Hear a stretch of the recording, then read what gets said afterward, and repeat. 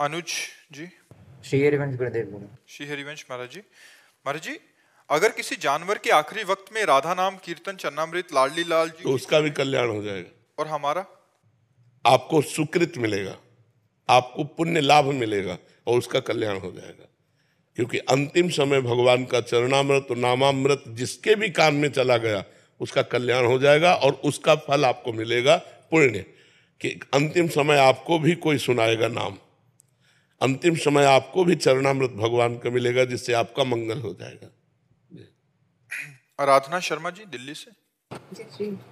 श्री हरिवंश महाराज जी। महाराज जी, एक बार आपने बताया थी कि धाम आने वाला और धाम आने में सहयोग करने वाला समान फल के अधिकारी हैं। तो महाराज जी, जो हमें घर में ही भगवत मार्ग पर चलने के लिए सहयोग करते हैं उनको भी कुछ फल मिलता है? हाँ, पारिवारिक कर्ता, प्रेरक, अनुमोदन, चाहे पाप कर्म हो या पुण्य कर्म हो, तीनों को बराबर फल मिलता है। जैसे पाप कर्म में है तो तीनों को भागवतिक विधान में बराबर दंड मिलेगा। ऐसे ही आप बैठे क्या रहते हो, कभी वृंदावन परिक्रमा करने चले जाओ, ठीक है, अवश्य जाऊंगा। कहाँ जा रहे हो? वृंदावन। अरे अहो भाग्य, आप तो वृंदावन जा रहे हो, धन्यवाद आपको कि आप वृंदावन, आपके तो भाई बड़े भाग्य, मेरा तो दुर्भाग्य, मैं जा ही नहीं पा रहा हूँ। और आप आए तो आपको जो परिक्रमा का फल मिलेगा वही बीच में जिसने धन्यवाद दिया उसको मिलेगा और जिसने आपको प्रेरणा की उसको मिलेगा। शास्त्रीय सिद्धांत ऐसा है जी। पूरन चंद जी हिमाचल। राधे राधे। महाराज जी, आपको सुनना शुरू किया, उससे पहले कहीं और सुनता था, कहीं और, तब गंदे विचार बहुत कम परिवर्तन हुए थे, बट आपको सुनना शुरू किया तो बहुत अंदर से सारे विकार जाते रहे, ज्यादा ज्ञान बढ़ता जा रहा है आपकी सत्संग उपदेश से।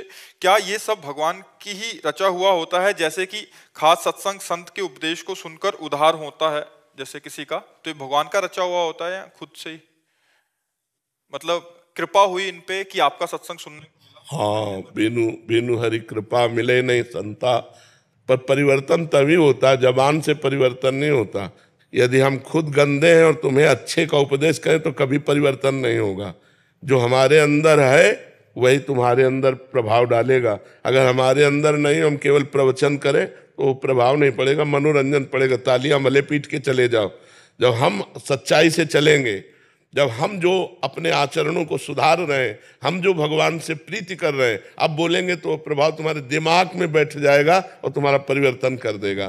तो भगवान जब द्रवित होते हैं तो वो अपने जनों का संग देते हैं। जब द्रवहि दीन दयालु राघो तो साधु संगति पाइए। जब भगवान कृपा करते हैं तो संतों का संग मिलता है, और जब संतों का संग मिलता है तब जीवन का रंग बदल जाता है। यही है संत संग का परिणाम। यदि हमारा जीवन परिवर्तित नहीं हुआ तो सत्संग क्या? सत्संग के लिए कहा है, तात स्वर्ग अपवर्ग सुख धरी तुला एक अंग, तूलन ताहि सकल मिल जो सुख लव सत्संग। स्वर्ग के सुख और मोक्ष के सुख को भी सत्संग के आगे लघु कर दिया। तो क्या सत्संग? जो हमारे नीच कर्मों से हमको उबार करके अच्छे कर्मों में लगाकर भगवान से प्रीति करा दी, उसी का नाम सत्संग है। यदि प्रवचनकर्ता का उद्देश्य रुपया है, प्रवचनकर्ता का उद्देश्य मान बढ़ाई है, प्रवचनकर्ता का उद्देश्य भोग है, तो वही उद्देश्य तो आप लोगों के भी है। रुपया मिले, भोग सामग्री मिले, मान बढ़ाई मिले, तो दोनों तो एक जैसे हो, तो परिवर्तन कैसे होगा? परिवर्तन तब होगा जब एक का उद्देश्य हो भगवान, और उसके वचन से जब हम सुनेंगे तो हमारा परिवर्तन हो जाएगा। भले उसमें शास्त्रीय शब्द न हो, भले ग्रामीण शब्द हो, सहज शब्दों में बोल दे तो तुम्हारा कल्याण हो जाएगा। क्योंकि वो सच्चाई से भजन मार्ग में चल रहा है, वो भगवान का निज जन है, तो उसका प्रभाव पड़ेगा।